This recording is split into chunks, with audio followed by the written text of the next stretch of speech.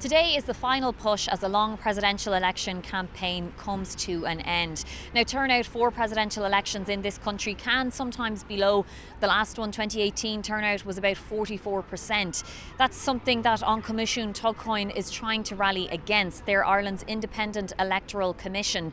They've gathered a team here today on Ireland's busiest shopping street, Grafton Street, standing around encouraging people to use their voice tomorrow, to use their vote, answering the questions that the voting public has. Now, one of the frustrations in this particular election has been the fact that there are just two candidates actively campaigning. There will be three names on the ballot, but just two candidates actively campaigning, meaning some voters have expressed they feel they don't have a huge amount of choice as compared to other years.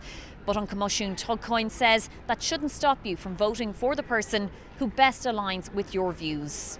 One of these candidates is going to become president on Saturday at the end of the election, so you might as well have your voice heard in making that choice.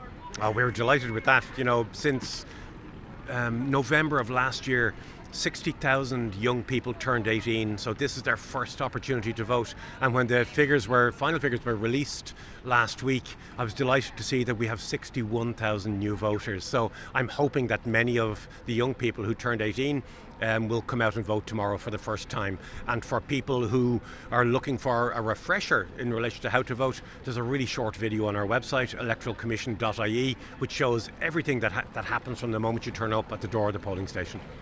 So their team has been out on Grafton Street handing out flyers, chatting with the public and telling them everything they need to know before heading to the polls tomorrow.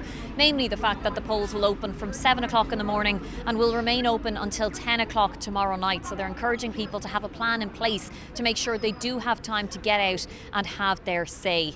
They're also reminding the public that while you don't necessarily need to bring your polling card, you do need to bring ID.